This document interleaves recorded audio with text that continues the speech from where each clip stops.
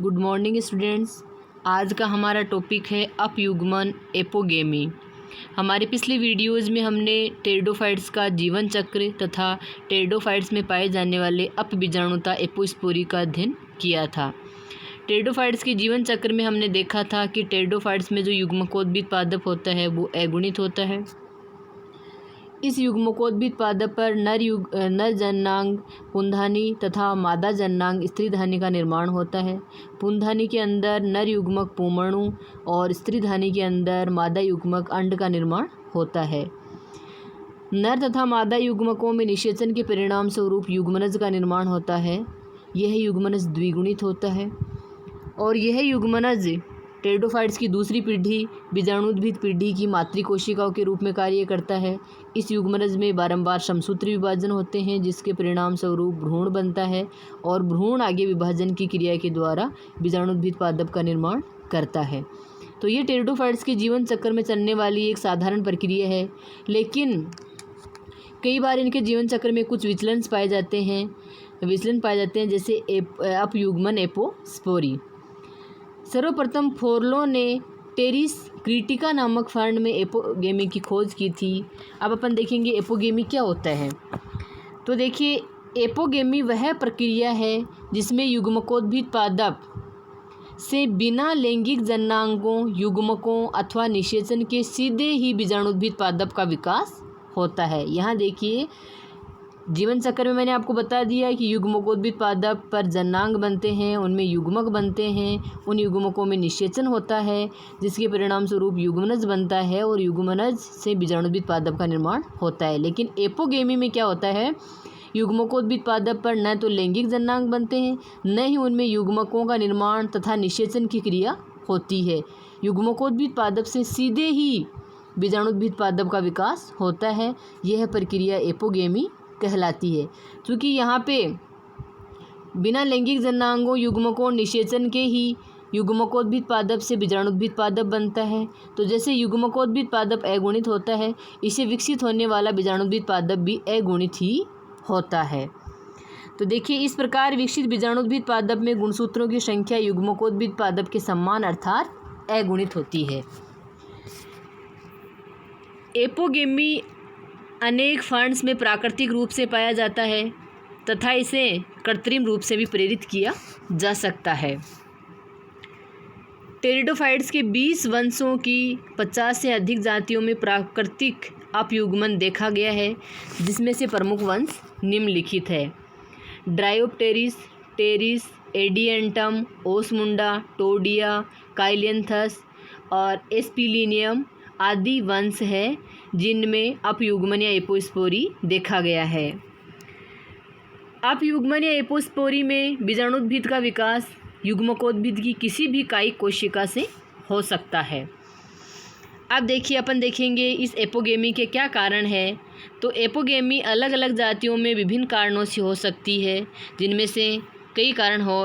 पहला कारण है उच्च ताप, दूसरा है प्रकाश की अधिकता, तीसरा जलाभाव, चौथा प्रोथेलस की जीर्णता, पांचवा पोषण की कमी और छठवां कारण है नर एवं मादा जननांगों दोनों का, या तो नर और मादा जननांग दोनों अथवा कोई एक जननांग अक्रियाशील होता है। छठवां कारण क्या है, या तो नर और मादा जननांग दोनों ही अक्रियाशील है, या उन जननांगों में से कोई एक जननांग अक्रियाशील है। एक बार दोबारा से रिपीट करती हूँ कि या तो नर और मादा जननांग दोनों ही अक्रियाशील है, अथवा कोई एक जननांग अक्रियाशील है, या फिर पादप पर जननांगों का विकास ही नहीं हो पाता है, अथवा सामान्य निषेचन की क्रिया संपन्न नहीं हो पाती है, जिसके कारण पादप में अपयुग्मन या अपयुग्मन की क्रिया या एपोगेमी की क्रिया होती है। अब देखो, पादपों में अपयुग्मन दो प्रकार का होता है, अविकल्पी अपयुग्मन और विकल्पी अपयुग्मन। अविकल्पी अपयुग्मन या ओब्लिकेट एपोगेमी, इसमें क्या होता है कि फर्न्स में जननांगों की अनुपस्थिति या अक्रियाशीलता एपोगेमी द्वारा स्पोरोफाइट का निर्माण एक सामान्य प्रक्रिया है, जिसे अविकल्पी अपयुग्मन कहते हैं। देखो अविकल्पीय अपयुग्मन क्या होता है कि फर्न्स में या तो जननांग बनते ही नहीं है, यदि वो बनते हैं तो वो क्रियाशील नहीं होते हैं, जिसके कारण उनके युग्मकोद्भिद पादप से सीधे ही बीजाणुद्भिद पादप का निर्माण हो जाता है, जिसे अविकल्पीय अपयुग्मन कहते हैं। तो या तो जननांग अनुपस्थित होना या जननांगों का अक्रियाशील होना, जिसके कारण युग्मकोद्भिद पादप से बीजाणुद्भिद पादप का निर्माण सीधे ही हो जाता है। यह क्रिया अविकल्पीय अपयुग्मन कहलाती है। दूसरी है विकल्पीय अपयुग्मन, जिसको प्रेरित अपयुग्मन भी कहते हैं, फैकल्टेटिव एपोगेमी या इंड्यूस्ड एपोगेमी। इसमें देखिए क्या होता है, फर्न्स की कुछ जातियों में क्रियाशील जननांग होते हुए भी कृत्रिम परिस्थितियों या अन्य कारणों से युग्मकोद्भिद से बीजाणुद्भिद का विकास होता है, जिसे विकल्पीय अपयुग्मन कहते हैं। देखो विकल्पी में क्या होता है कि फर्न्स में क्रियाशील जननांग भी होते हैं, यानी जननांग होते भी हैं और वो क्रियाशील भी होते हैं, लेकिन कुछ कृत्रिम परिस्थितियों या अन्य किसी कारणों से युग्मकोद्भिद पादप से सीधे ही बीजाणुद्भिद पादप का विकास हो जाता है। अर्थात युग्मकोद्भिद पादप में युग्मकों का निर्माण, निषेचन की क्रिया ये संपन्न नहीं हो पाती है और युग्मकोद्भिद की किसी इकाई कोशिका से बीजाणुद्भिद पादप का विकास हो जाता है। इसे विकल्पीय अपयुग्मन कहते हैं। अब देखिए आर्टिफिशियल इंडक्शन ऑफ एपोगेमी, अपयुग्मन का कृत्रिम प्रेरण। तो कृत्रिम रूप से भी एपोगेमी को इंड्यूस या प्रेरित किया जा सकता है। जैसे कौन कौन से कारक हैं जिनके द्वारा एपोगेमी या अपयुग्मन को प्रेरित कर सकते हैं? जलाभाव, पोषण की कमी, अधिक प्रकाश तीव्रता, प्रोथेलस की जीर्णता अथवा निषेचन की अनुपस्थिति जैसी परिस्थितियां अपयुग्मन को प्रेरित करने में सहायक होती है। इसके बाद में अपन देखेंगे साइटोलॉजी ऑफ एपोगेमी, अपयुग्मन की कोशिकी। पिछले 15-20 वर्षों में किए गए शोध कार्यों से ये निष्कर्ष प्राप्त हुआ कि फर्न की प्रत्येक 15 जातियों में से एक जाति अपयुग्मन जीवन चक्र दर्शाती है। कि शोध कार्यों से पता चला कि यदि फर्न्स की प्रत्येक 15 जातियों में से एक जाति का जो जीवन चक्र है वो अपयुग्मन टाइप का जीवन चक्र होता है, जिसकी दोनों पीढ़ियों में गुणसूत्रों की संख्या समान पाई जाती है। इस प्रकार के जीवन चक्र में गुणसूत्रों की संख्या 2 विधियों द्वारा नियंत्रित होती है। तो एपोगेमी में क्या होता है, दोनों पीढ़ियों बीजाणुद्भिद पीढ़ी और युग्मकोद्भिद पीढ़ी दोनों में गुणसूत्रों की संख्या समान होती है। सामान्य जीवन चक्र में क्या होता है, बीजाणुद्भिद पीढ़ी में गुणसूत्रों की संख्या द्विगुणित होती है और युग्मकोद्भिद पीढ़ी में गुणसूत्रों की संख्या अगुणित होती है। लेकिन यदि जीवन चक्र में एपोगेमी पाई जाती है तो युग्मकोद्भिद पीढ़ी और बीजाणुद्भिद पीढ़ी दोनों में गुणसूत्रों की संख्या समान होती है। और इस प्रकार के जीवन चक्र में गुणसूत्रों की संख्या 2 विधियों द्वारा नियंत्रित होती है, जिसमें से पहली विधि जो है वो एक दुर्लभ विधि है, मतलब बहुत कम प्रजातियों में पाई जाती है। ये इस विधि में देखो क्या होता है, बीजाणु निर्माण तथा निषेचन दोनों क्रियाओं का जीवन चक्र से विलोपित होना। प्रथम विधि में क्या होता है कि पादप के जीवन चक्र में उसके बीजाणुद्भिद पादप से न तो बीजाणु बनते हैं और उसके युग्मकोद्भिद पादप में निषेचन की क्रिया नहीं होती है। तो यहाँ बीजाणु निर्माण और निषेचन दोनों क्रियाएं अनुपस्थित होती है। ऐसी स्थिति में क्या होता है, बीजाणुद्भिद पादप पर कलिका विकसित होती है जो प्रोथेलस या युग्मकोद्भिद पादप का निर्माण करती है। यहाँ देखिए क्या होता है कि बीजाणुद्भिद पादप पर बीजाणु नहीं बनते हैं, यहाँ पे क्या होता है बीजाणुद्भिद पादप पर एक कलिका विकसित होती है और इस कलिका से आगे चल के युग्मकोद्भिद पादप या प्रोथेलस का निर्माण होता है। चूँकि बीजाणुद्भिद पादप द्विगुणित होता है, इस पर विकसित कलिका से ही युग्मकोद्भिद पादप बन रहा है, तो इस प्रकार विकसित युग्मकोद्भिद पादप या प्रोथेलस भी द्विगुणित ही होता है और इस प्रोथेलस पर जननांगों का निर्माण नहीं होता है, अपितु इस प्रोथेलस पर भी एक कलिका का निर्माण होता है।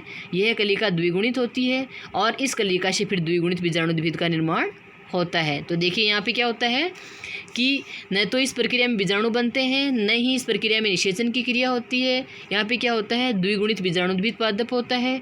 इस द्विगुणित बीजाणुद्भिद पादप पर कलिका बनती है और उस कलिका से युग्मकोद्भिद पादप का निर्माण हो जाता है। फिर पुनः युग्मकोद्भिद पादप पर कलिका का निर्माण होता है और इस कलिका से पुनः बीजाणुद्भिद पादप का निर्माण हो जाता है। इस प्रकार की विधि में एपोस्पोरी और एपोगेमी दोनों प्रक्रियाएं एक ही पादप में पाई जाती है। ये यहाँ अपन ने देखा कि एपोस्पोरी और एपोगेमी दोनों है, तो दोनों प्रक्रियाएं एक ही पादप में पाई जाती है। यह प्रक्रिया ट्राइकोमेनस क्राउशियाना, इथाइरियम फिलिक्स फेमिना वेराइटी क्लेरिशियाना, Dryopteris filix mas variety cristata आदि में पाई जाती है। दूसरी विधि में देखिए क्या होता है। प्रथम विधि क्या होती है, टेरिडोफाइट्स में दुर्लभ मतलब बहुत कम पाई जाती है, और दूसरी विधि है वो फर्नों में या टेरिडोफाइट्स में सामान्य विधि है।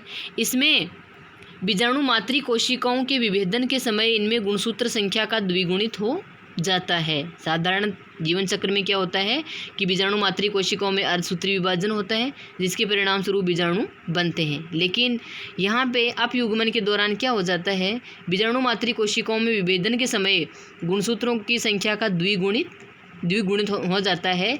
विभाजन के समय सेल प्लेट का निर्माण नहीं हो पाता है, जिसके परिणाम स्वरूप चतुर्गुणित स्पोर मदर सेल बीजाणु मातृ कोशिकाओं का निर्माण होता है। यहाँ पे कि देखो क्या होता है कि गुणसूत्र संख्या का द्विगुणित हो जाता है। कोशिका विभाजन के समय कोशिका पट्टिका या सेल प्लेट का निर्माण नहीं हो पाता है, जिसके परिणाम स्वरूप चतुर्गुणित स्पोर मदर सेल का निर्माण होता है। चतुर्गुणित बीजाणु मातृ कोशिका बनती है। इन चतुर्गुणित बीजाणु मातृ कोशिकाओं में अर्धसूत्री विभाजन के द्वारा बीजाणु बनते हैं। लेकिन चूंकि यहाँ पे अर्धसूत्री विभाजन की क्रिया हो रही है, फिर भी जो बीजाणु मातृ कोशिका है वो चतुर्गुणित होती है, जिसके कारण इस कोशिका से बनने वाले बीजाणु जो है वो द्विगुणित होते हैं।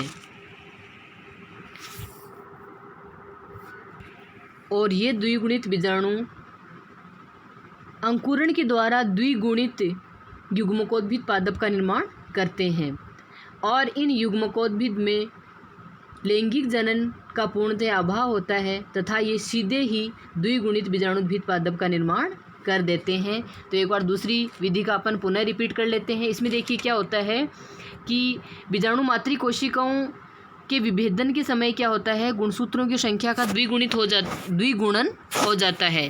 बीजाणु मातृ कोशिकाओं के विभेदन के समय गुणसूत्रों की संख्या का द्विगुणन हो जाता है, और विभाजन के समय कोशिका पट्टिका का निर्माण नहीं हो पाता है, जिसके परिणाम स्वरूप चतुर्गुणित बीजाणु मातृ कोशिकाएं बनती है। और इन चतुर्गुणित बीजाणु मातृ कोशिकाओं में अर्धसूत्री विभाजन द्वारा द्विगुणित बीजाणुओं का निर्माण होता है। इन द्विगुणित बीजाणुओं में अंकुरण की क्रिया द्वारा द्विगुणित युग्मकोद्भिद पादप बनते हैं, और इस युग्मकोद्भिद पादप में लैंगिक जनन का पूर्णतः अभाव होता है तथा ये सीधे ही द्विगुणित बीजाणुद्भिद पादप का निर्माण कर देते हैं। Thank you.